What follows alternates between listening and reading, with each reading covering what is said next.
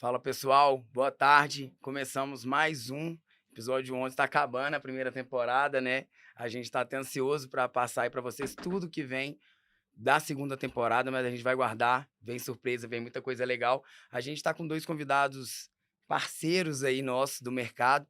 Muito bom ter gente especialista para falar disso e é um tema sensacional.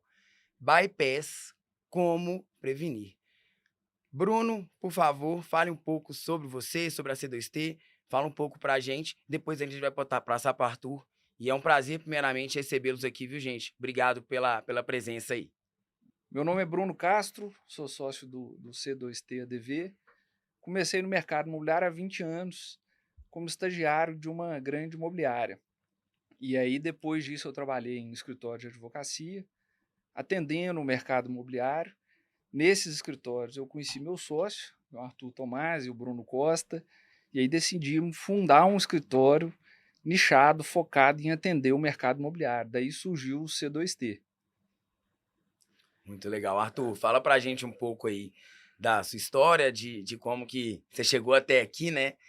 Conta pra gente que a gente tem certeza que vai ser muito engrandecedor, até pra gente falar sobre esse assunto, a galera saber que a gente tá falando com gente que tem autoridade, que sabe o que tá falando, né, gente? Léo, Bernardo, obrigado pelo convite. Inclusive, agradeço o presente. Sensacional. Que bom que você gostou, uai. Tomo 3 litros de café por dia. Mas então foi presente certo. Certíssimo. Advogado toma café, sabe? Toma muito café. Sem Publicitário café, também. nada funciona no escritório de advocacia. É Mas, bom, a minha história é muito parecida com a do Bruno, pelo menos na trajetória. A gente tá nessa caminhada aí junto há muito tempo. E focado mais do que nunca em atender bem as imobiliárias. Então, acho que uma definição que nós tivemos há algum tempo, e foi muito acertada, até para a gente conseguir atender melhor, foi tornar um escritório, toda a equipe, todo o time, especializado na assessoria jurídica para imobiliárias, o que já é um mundo, cara, porque já é coisa demais. A gente tem muitas frentes para aprofundar, muito conhecimento de mercado para ter. Eu hoje dou aula na PUC, na pós-graduação de Direito Imobiliário, percebo como os advogados chegam sem especialização, muito perdidos, enfim. E toda essa trajetória nossa durante esse tempo nos ajudou muito a tentar entender as dores e talvez a dor que eu sempre escutei, não tem nenhum corretor, nenhum imobiliário que não tenha passado por uma situação de bypass, né? Então, esse é um tema bastante polêmico, um tema que incomoda os donos de imobiliários, corretores, associados, enfim, autônomos, de um modo geral, mas tem muito o que fazer para a gente conseguir contornar essa situação que é muito delicada.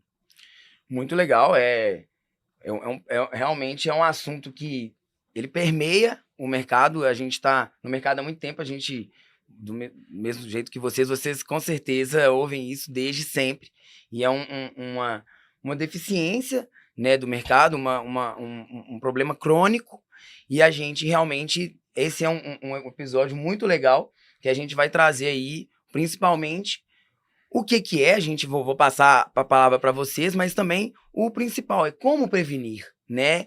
Isso é importante. O que eu tenho que fazer para mitigar esses riscos, né? Por favor, respondam para mim o que é o bypass imobiliário. Bom, o bypass, como o próprio nome já indica, né, passar à frente. Então, basicamente, o que nós temos é uma situação que no direito a gente poderia considerar como um ato ilícito, uma fraude, que nada mais é do que ter uma negociação encetada, uma contratação feita, um negócio encaminhado com um prestador de serviço que é o corretor, que é a imobiliária contratada, e daqui a pouco a gente ter um desvio no sentido de que esse negócio seja feito diretamente pelo comprador com o vendedor aí na intermediação imobiliária tradicional, ou através de um outro corretor, isso acontece muito, que reduz ou facilita o aspecto financeiro para tentar motivar o vendedor e o comprador para que faça um negócio com ele, mas a gente tem outras frentes também do bypass. A gente tem uma frente, por exemplo, que acontece muito dentro do segmento de lançamentos imobiliários, que são os imóveis que são negociados por vários corretores com as construtoras. Isso acontece também no segmento da produção, enfim, dos lançamentos imobiliários de modo geral. e também até internamente dentro das imobiliárias. Curiosamente, na verdade, na semana passada, eu recebi um contato de uma imobiliária lá de Pato Branco, e eu fiquei bastante entusiasmado e curioso, advogado geralmente é curioso, porque o sujeito me relacionou e me encaminhou 40 casos em que ele suspeitava que tinha tomado bypass. E aí eu fui entender a estrutura do que acontecia dentro da imobiliária dele e basicamente havia uma fragilidade muito grande na condução dos negócios pelos corretores parceiros, pelos corretores associados. Então nós estamos falando de um bypass feito dentro da própria empresa com os próprios colaboradores da imobiliária, que daqui a pouco criaram ali um contexto de desviar essas remunerações. Então são várias frentes, né, dentro do bypass, que a gente pode abordar cada uma delas de um modo mais jurídico e também prático para tentar entender como é que isso pode ser contornado. Interessante a gente também lembrar que tem bypass na locação. Normalmente não é muito falado porque os valores são menores, né? Na locação ali é 10% de 0,3, 0,5 do valor do imóvel. A compra e venda nós estamos falando de 5, 6% do valor de imóvel. Então muitas vezes ele não tem a repercussão, né, na mídia, entre os corretores, mas a gente sabe que afeta. Tem locações aí que perduram por 10, 20 anos, se somado o que a imobiliária deixa de ganhar, isso às vezes é mais até que a compra e venda. Então também tem que lembrar. E os números do bypass também assustam. Eu estava lendo recente a Loft e o Quinto Andar. A Loft falando que pelo menos 4% das transações acontecem bypass da corretora da imobiliária. E o Quinto Andar soltou um número também interessante, estimando em 9% o prejuízo do faturamento de uma empresa. Por conta do bypass. Por conta do bypass. E assim, gente, isso nós estamos falando uma proporção, né, grandiosa. A gente tem 2 players aí que são gigantes, mas assim, não deixa de acontecer na imobiliária pequena, né? Igual, por exemplo, você recebe um contato com 40 casos suspeitos, é muita coisa, né? Então, assim, a gente começa a entender que isso faz parte até da vida daquele corretor autônomo que se propôs a fazer toda a negociação com muito entusiasmo, muita dedicação, mas pouco preparo na parte jurídica, pouca instrução de como fazer da forma correta, e muitas das vezes ele é colocado fora desse processo final da parte da comercialização ali, ele acaba, né, perdendo, né? Eu, quando corretor muito novo, inexperiente, passei por isso, fiquei muito frustrado, né? E acho que todos os corretores, né, com exceção de quem está chegando agora no mercado, já mais preparado, é um mercado que está buscando trazer conhecimento de uma certa forma, até mesmo o VGV de milhões é uma maneira da gente dividir com vocês um conhecimento.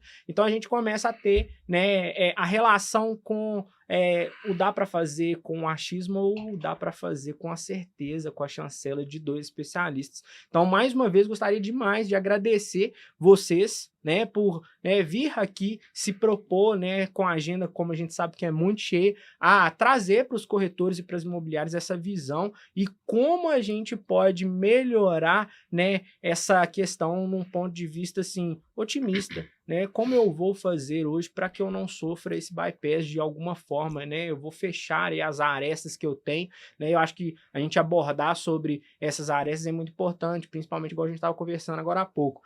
Documentação necessária, ficha de visita, toda essa questão que colabora para que você possa, né, conduzir da melhor forma e não ser prejudicado numa situação, né, de fraude, né, que é o caso. Sem dúvida. Eu acho que, primeiro de tudo, eu acho é importante que essa mentalidade seja incorporada, principalmente pelos gestores e pelos donos das imobiliárias. A educação corporativa, o corretor associado, seu processo desde a captação do imóvel até a concretização da venda, é um processo contínuo com várias atividades que são desenvolvidas nesse meio do caminho. E quando o corretor chega dentro da imobiliária, ele precisa se sujeitar, né, a um procedimento bem feito e juridicamente adequado. Porque o que se percebe é que não há, por parte do corretor, um entendimento do que necessariamente precisa acontecer para que o direito à remuneração pela intermediação aconteça. Ou seja, tem esse direito garantido. Então, o sujeito ele não é possível exigir de alguém que não conhece. Então, quando você simplesmente coloca o colaborador ali dentro e não trata, né, dessa aplicação dele dentro da estrutura organizacional da imobiliária. O que passa também por uma educação corporativa, um treinamento que mostre, olha, a importância da assinatura de determinados documentos durante o processo, desde a captação até a concretização da venda. Ele tendo essa percepção, certamente as brechas para que aconteça o bypass, elas diminuem muito. Eu queria só fazer uma consideração de mercado, que é importante, e eu acho que torna ainda mais relevante o bypass, porque existe uma concorrência sanguinária no mercado imobiliário. A gente hoje vive uma cultura de parceria cada vez mais incentivada, eu acho que isso é muito saudável em todos os segmentos, mas o fato de termos, por exemplo, diversas placas de imobiliárias anunciando o mesmo imóvel, isso oportuniza que muitos compradores acabam jogando com essa possibilidade de poder tratar do mesmo imóvel com várias imobiliárias, que vão desenvolver de formas diferentes a negociação com o mesmo proprietário. Então, isso acaba abraçando uma má intenção do comprador, favorecendo essa má intenção, o que exige da imobiliária ainda mais cuidado. E o do proprietário também acontece da mesma forma, né? O proprietário que coloca o imóvel em várias imobiliárias, muitas vezes, se já tem a intenção de lesar, ele acaba também esperando o melhor momento para fechar um negócio, esticando a corda para ver onde que ele vai poder apertar mais para ter um resultado financeiro melhor. Então, esse contexto da concorrência acaba gerando a necessidade de um cuidado cada vez maior. Perfeito. Perfeito. Eu acho que quando a gente... Sei que não é a ideia ficar falando sobre lei e tudo, mas eu acho que é importante a gente entender o que a lei fala sobre isso. O que a gente pode entender como a lei explica, o que a gente pode fazer, assim. Vamos lá, olha só, a gente tem, o Código Civil define categoricamente que será devida a comissão do corretor caso ele alcance o resultado útil do contrato de mediação, que nada mais é do que você combinar com alguém que ele faça ali a captação de determinado negócio, e caso esse negócio aconteça, ou seja, nós estamos falando de um resultado que precisa acontecer para que a remuneração seja devida. E aí é um ponto importante, tá? Usualmente fala assim, eu primeiro apresentei esse imóvel para aquele inquilino, para aquele comprador. Eu que fiz a apresentação, eu que captei esse lead, enfim, eu que iniciei a negociação. E a gente tem que entender e trabalhar conforme a realidade do ponto de vista jurisprudencial. O que os juízes entendem, afinal de contas, que é necessário que aconteça para que a remuneração seja devida para esse ou aquele corretor. Vou fazer igual o João Kleber, gente, não vou atrapalhar seu raciocínio, mas presta atenção nisso, que isso é muito importante, que está no seu dia a dia. Nós não temos hoje uma clareza com relação ao que é efetivamente o alcance do resultado útil. Nós vamos ter juiz que entende que a assinatura de uma promessa de compra e venda irrevogável e retratável é suficiente para caracterizar que o trabalho do corretor foi realizado. Tem juiz que entende que, bom, se a gente ficar demonstrado que aquele imóvel foi apresentado àquela determinada pessoa por aquele corretor primeiro, isso seria suficiente para que a remuneração fosse devida. Existem aqueles juízes mais conservadores que entendem que a concretização do negócio, transação imobiliária, transferência de patrimônio imobiliário, depende da escritura pública de compra e venda, ou seja, a promessa de compra e venda não seria suficiente porque seria uma promessa.